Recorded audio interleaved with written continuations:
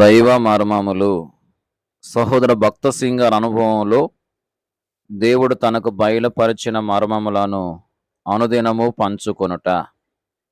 September 28.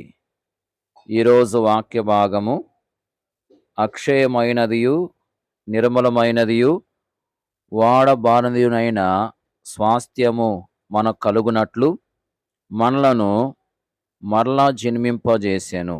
పేతురు రాసిన మొదటి పత్రిక 1వ అధ్యాయము 4వ వచనం. నిరంతరమునకు శాశ్వతమైన ఒక గొప్ప స్థానమును పొందు నిమిత్తము నీవు పిలువబడి ఏర్పరచుకొనబడితివని నీవు నమ్మవలెను.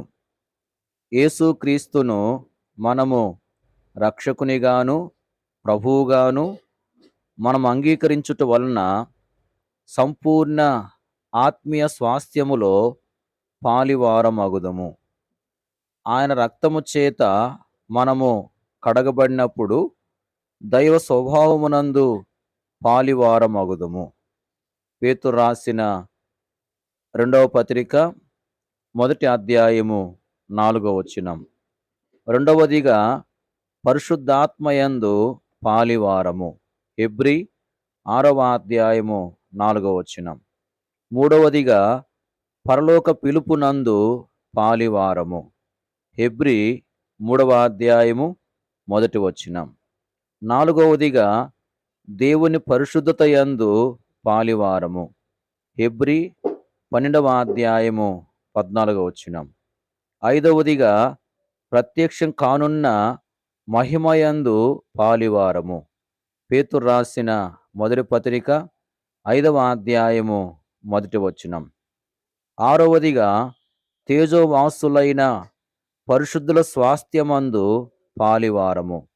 కొలస్సీలకు రాసిన పత్రిక 1వ అధ్యాయము 12వ వచనం. ఏడవదిగా క్రీస్తులో పాలివారము. హెబ్రీ 3వ అధ్యాయము 14వ వచనం.